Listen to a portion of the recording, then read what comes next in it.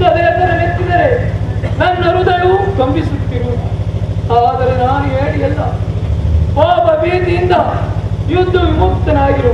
ಹೇಳು, ಯುದ್ಧ ಹೊರತಾಯಿ ಈ ಕ್ಷತ್ರಿಯನಿಗೆ ಮತ್ಯಾವ ಧರ್ಮವಿಲ್ಲವೇ ದೇವ?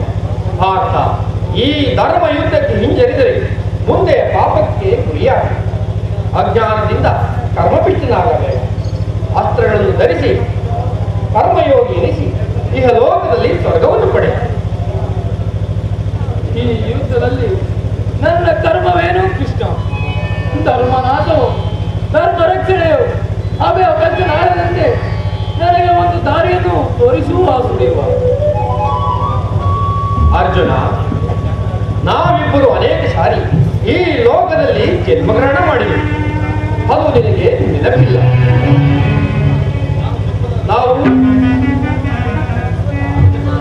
ನಾನು ಜನ್ಮದ ರಹಿತನು, ದಿವ್ಯ ರಹಿತನು, ಪಂಚಭೂತನು. ಯಾವಾಗ ಧರ್ಮದ ಉದ್ಧಾರವು ಆಗುವುದೋ ಆಗ ನಾನು ಭೂಮಿಯಲ್ಲಿ ಜನ್ಮಗ್ರಹಣ ಮಾಡುವೆ. ಸಜ್ಜನರ ಪಾಲನೆ, ದುಷ್ಟರ ನಾಶ, ಧರ್ಮ ಸಂಸ್ಥಾಪನೆ ಇವು ನನ್ನ ಅವತಾರದ ಉದ್ದೇಶವು. ಈ ದಿವ್ಯವಾಣಿಯಿಂದ ನನ್ನ ಹೃದಯದ ಪ್ರಸ್ತಾಪ ಪ್ರಜ್ಞೆಯನ್ನು ಎಚ್ಚರಗೊಳಿಸಿರುವ ನೀವು ಯಾರು? ನಾನು ಮಹಾರೂಪಿ, ದಾರಿದ್ರ್ಯವೆನಿಸಿ ವಿಶ್ವ ಜಗತ್ತನ್ನೇ ವ್ಯಾಪಿಸುವೆ. ಮಾನವೊಂದು ಅಹಂಕಾರವೆಂಬ ದುರ್ಗುಣಕ್ಕೆ ರೂಪದಿಂದ ಮಾನವನ ಪ್ರಜ್ಞೆಯನ್ನು ಜಗತ್ತಿಗಳಿಸಿವೆ. ಆಕಾಶವೆನಿಸಿ ವಿಶ್ವ ಜಗತ್ತನ್ನೇ ವ್ಯಾಪಿಸಿವೆ. ಮನೋಬುದ್ಧ ಅಹಂಕಾರವೆಂಬ ತ್ರಿಗುಣಾರ್ಥ ದೃಢಮೂರ್ತನಾಗಿ ಮಾನವನ ಪ್ರಜ್ಞೆಯನ್ನು ಜಗತ್ತಿಗಳಿಸಿವೆ. ಆತ್ಮವಿಕಾಸದ ರಾಜಪಥದಲ್ಲಿ ನಡೆಸುವೆ. ಬಹುರೂಪಾತ್ಮಕ ಜಗತ್ತಿನ ಪ್ರಭಾವ, ಪ್ರಳಯ, ಉದಯ, ವಿನಾಶಕ ನಾನೇ ಕಾರಣ. ಸರ್ವ ಶ್ರೇಷ್ಠನು ಸಮೂಹವು ಈ ವಿಶ್ವದಲ್ಲಿ ನನ್ನಲ್ಲಿ ಪ್ರಾಪ್ತಿಯಾಗಿವೆ. ನಾನು ನೀರಿನಲ್ಲಿ ರಸತ್ಮಕನು, ಸೂರ್ಯಚಂದ್ರರ ಕಾಂತಿಯು ನನ್ನದು. ವೇದಗಳಲ್ಲಿ ಓಂಕಾರನು, ದೇವತೆಗಳಲ್ಲಿ ಇಂದ್ರನು, ಪರ್ವತಗಳಲ್ಲಿ ಮೆರುವು, ರುದ್ರರಲ್ಲಿ ಶಂಕರನು, ಋಷಿಗಳಲ್ಲಿ ಅಜ್ಞಾನ, ಅನಂತ, ನಾನಾ ವಿಭೂತಿ ಎಲ್ಲವೂ ನನ್ನಿಂದಲೇ ತಿಳಿದು ಪಾಠ. ನಿನ್ನ ಅವತಾರದ ಕೃತಿಗಳು ನಿನ್ನನ್ನು ತಿಳಿಯುವ ಬಗೆ ಉತ್ತರವನ್ನು ಕರುಣಿಸುವ ಮಹಾಮಹಿಮ. ತಥಾಸ್ತು ಪಾಠ. ನಿನ್ನ ನನ್ನ ಸರ್ವಮುಖ್ಯ ಮಾಡಿ.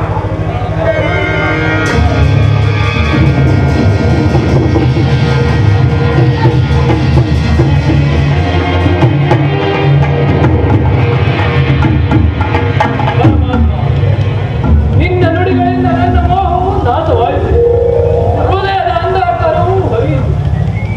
ಯೋಗೀಶ್ವರ, ನಿನ್ನ ವಿಶ್ವರೂಪವನ್ನು ತೋರಿಸಿ ನನ್ನನ್ನು ಕೃತಾಂತನಾಗಿ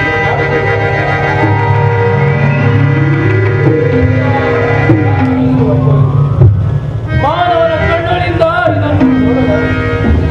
ಪ್ರಭು, ಕೈಕಾಲುಗಳು ಕಂಪಿಸುತ್ತಿರುವುದು. ಕರುಣಾಮಯನೆ, ನಿನ್ನ ಸೌಮ್ಯರೂಪವನ್ನು ಧಾರಣೆ ಮಾಡಿ ಭಕ್ತ ಪರಂಧಾಮ ಭಕ್ತರಲ್ಲಿ ಆನಂದ ಮುಕ್ತಿ ಮಾಡುವುದಿಲ್ಲ. ಭಯವನ್ನು ಬಿಡು ಪ್ರಾಣಸಕ. ಗದಾ ಚಕ್ರ ಶೋಭಿತವಾದ ತನ್ನ ಸರ್ವಮೂರ್ತಿಯ ದರ್ಶನವನ್ನು ಮಾಡಿದೆ. ಸಾಗರ ಮಧ್ಯದಲ್ಲಿ ಪ್ರಶಾಂತ ಗಂಭೀರ ಜಲರಾಶಿಯಲ್ಲಿ ನಡೆಯುವ ಕುರುಕ್ಷೇತ್ರದ ರಕ್ತ ಪ್ರಳಯದಲ್ಲಿ ನಿನ್ನನ್ನು ದಡ ಮುಟ್ಟಿಸಲು ನಾನೇ ಕಾರಣಕರ್ತನಾಗಿ ನಿಂತಿರುವೆನು ಪಾತ್ರ. ಬಾ, ರಥವನ್ನು ಹೊತ್ತು ಇನ್ನು ಮುಂದೆ ಯುದ್ಧವೇ ಸಿದ್ಧವಾಗಲಿ. ಆಗಬಹುದು.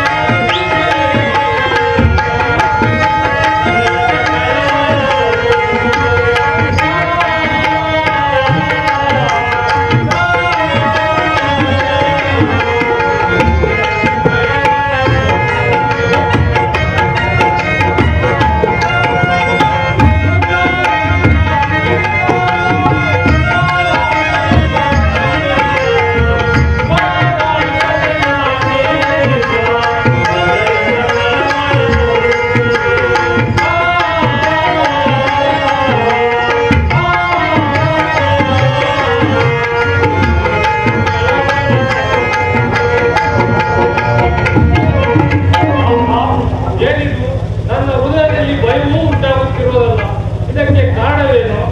ಈ ಯುದ್ಧ ರಂಗದಿಂದ ಪಾರಾಗುವ ಆಸೆಯೂ ನನಗಿದ್ದವೆ. ಇರಲಿ, ಇಲ್ಲಿ ಯಾರೋ ಬರುತ್ತಿರೋರು, ಇಲ್ಲಿಂದ ನಾನು ಓಡಿ ಹೋಗ್ಬೇಕು.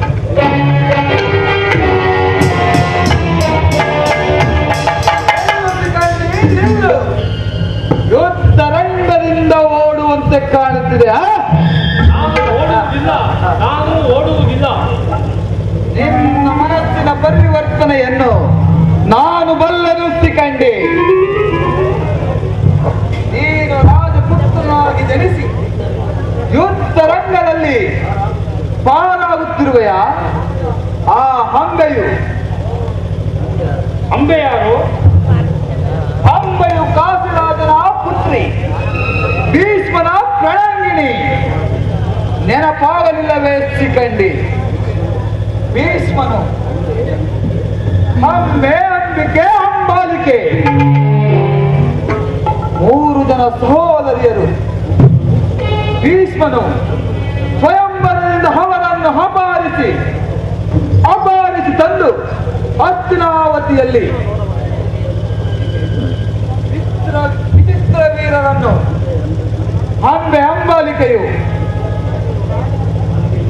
ಅಂಬೆಯು ಭೀಷ್ಮನನ್ನು ವಧಿಸುವಂತೆ ಬಹು ವಿಧವಾಗಿ ಬೇಡಿಕೊಂಡನು.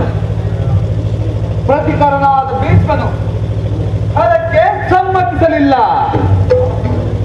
ಆಗ ಅವಳು ಆ ಮಹಾದೇವನನ್ನು ಕುರಿತು ಭೀಷ್ಮನನ್ನು ತಪಸ್ಸನ್ನಾಚರಿಸಿದಳು. ಸ್ತ್ರೀಯಾಗಿ ಹುಟ್ಟಿ ವಿಶ್ವರೂಪದಿಂದ ಪುರುಷರ ಕೋಪದಿಂದ ಭೀಷ್ಮನನ್ನು ವಧಿಸುವಂತೆ ವರವನ್ನು ಪಡೆದಳು. ಅಂಬೆ, ನಿಲ್ಲಿಸು ನಿನ್ನ ಮಾತುಗಳನ್ನು. ಅಂಬೆಯ ಚರಿತ್ರೆಯನ್ನು ಕೇಳುವುದರಿಂದ ಈ ಸಿಕ್ಕಂಡಿಗೆ ಯಾವ ಲಾಭವೂ ಇಲ್ಲ. ನಿನ್ನನ್ನು ಬಿಡುವುದಿಲ್ಲ ಸಿಕಂಡಿ, ಬಿಡುವುದಿಲ್ಲ. ಹೋಗು, ಆ ಭೀಷ್ಮನನ್ನು ವಧಿಸಿ ನೀನು ಸಾಯುವೆ. ಹೋಗು. ನಾನು ಅಂಬೆ ಅಲ್ಲ, ಅಂಬೆಯೂ ಸತ್ತಳು, ಅಗ್ನಿಯಲ್ಲಿ ದೇಹತ್ಯಾಗ ಮಾಡಿದಳು. ಅಂಬೆಯು ಸಾಯಲಿಲ್ಲ ಸಿಕಂಡಿ, ಇನ್ನು ಜೀವಿಸಿರುವಳು. ಭೀಷ್ಮನ ಮರಣವನ್ನು ಹಾರೈಸುತ್ತಿರುವಳು. ಹೋಗು, ಆ ಭೀಷ್ಮನನ್ನು ವಧಿಸಿ